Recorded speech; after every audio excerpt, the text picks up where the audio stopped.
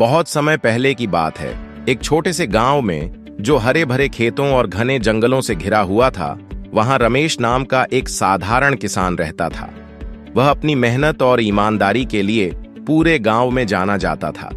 हालांकि वह बहुत परिश्रम करता था, फिर भी वह अपनी परिवार की जरूरतों को मुश्किल से पूरा कर पाता था। उसकी छोटी सी जमीन सूखी और बंजर थी और उसकी फसलें भी बहुत कम होती थीं। एक दिन जब रमेश अपने खेत में हल चला रहा था, उसका हल किसी कठोर चीज से टकराया। उसने झुककर देखा और पाया कि जमीन में एक छोटी लकड़ी की डिब्बी दबाई हुई थी। वह डिब्बी बारीक नक्काशी से सजी हुई थी, जो उसने पहले कभी नहीं देखी थी। जिज्ञासा से भरा रमेश ने डिब्बी खोली। अंदर उसे एक छोटा सा पौधा मिला। साथ में एक पर्ची भी थी जिसमें लिखा था, इस पौधे को ध्यान से लगाओ, इसमें तुम्हारी किस्मत बदलने की शक्ति है। हालांकि रमेश को समझ नहीं आया, लेकिन उसने उस पौधे को अपने घर के पास लगाने का निश्चय किया। उसने एक ऐसा स्थान चुना जहां उसे पर्याप्त धूप और पानी मिल सके। हर दिन वह उस पौधे की देखभाल करता, उसे पानी देता और जानवरों से बचाता। कुछ ही दिनों में वह पौधा तेजी से बढ़कर एक शानदार पेड़ बन गया, जिसकी पत्तियां सुनहरी थीं और सूरज की रोशनी में चमकती थीं। जैसे जैसे पेड़ बड़ा होता गया, उस पर फल लगने लगे। लेकिन ये साधारण फल नहीं थे, ये फल रहस्यमय आभा से चमकते थे। जब रमेश ने एक फल तोड़कर खोला तो उसके अंदर एक चमचमाता रत्न पाया।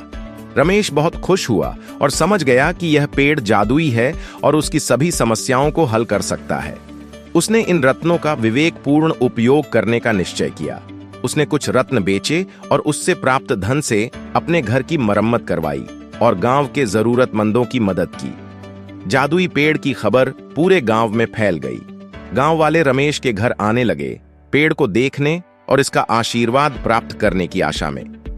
रमेश, जो दयालु और उदार था, उसने सभी के साथ फल साझा किए। उसका मानना था कि यह पेड़ स्वर्ग का उपहार है और इसे पूरे समुदाय के लिए फायदेमंद होना चाहिए। लेकिन हर कोई रमेश की उदारता से खुश नहीं था। गांव में कुबेर नाम का एक धनी और लालची व्यापारी रहता था। कुबेर को रमेश की नई समृद्धि और उसके बढ़ते सम्मान से जलन हो रही थी। एक रात कुबेर ने रमेश के आंगन में घुसकर पेड़ को काटने का इरादा किया, ताकि वह इसे अपने लिए ले सके। लेकिन जैसे ही उसका कुल्हाड़ा पेड़ को छूने वाला था, आसमान से एक गहरी आवाज गूंजी, लालच केवल विनाश लाता है। जो बिना मेहनत के लेना चाहता है, वह कभी समृद्ध नहीं हो सकता। डर से कांपते हुए कुबेर ने अपना कुल्हाड़ा गिरा दिया और भाग गया। अगली सुबह उसने रमेश से अपनी गलती के लिए माफी मांगी। रमेश, जो क्षमाशील था, उसने उसकी माफी स्वीकार कर ली और उसे ईमानदारी से काम करने की सलाह दी। रमेश की बातों ने कुबेर के दिल को छू लिया और उसने गांव वालों की मदद करने का निश्चय किया। समय के साथ जादुई पेड़ गांव के लिए एकता और समृद्धि का प्रतीक बन गया। रमेश ने इसके फलों को बांटना जारी रखा और धन का उपयोग स्कूल, कुएं और सड़कें बनाने के लिए किया। गांव के आसपास की बंजर जमीन उपजाऊ खेतों में बदल गई और गांव वालों का जीवन सुधर गया। उन्होंने मेहनत, दयालुता और साझा करने के मूल्य को समझा।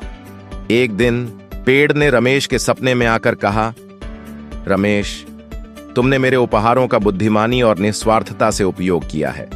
अब समय आ गया है कि मैं धरती में लौट जाऊं। मेरा उद्देश्य पूरा हो गया है। जब रमेश सुबह उठा, उसने देखा कि पेड़ पहले से ज्यादा चमक रहा था। शाम होते होते पेड़ धीरे धीरे सूख गया और गायब हो गया, लेकिन उसने पीछे एक सुनहरा बीज छोड़ा। रमेश ने उस बीज को उसी जगह पर लगाया ताकि उसकी विरासत जारी रहे। सालों बाद गांव एक संपन्न नगर बन गया और रमेश और जादुई पेड़ की कहानी पीढ़ी दर पीढ़ी सुनाई जाने लगी। इस कहानी ने सभी को याद दिलाया कि सच्चा धन भौतिक संपत्ति में नहीं, बल्कि समुदाय की खुशी और भलाई में है। लालच और स्वार्थ विनाश की ओर ले जाते हैं, जबकि दयालुता, उदारता और परिश्रम सभी के लिए समृद्धि और खुशी लाते हैं। जो हमारे पास है उसे साझा करना दुनिया को बेहतर बना सकता है।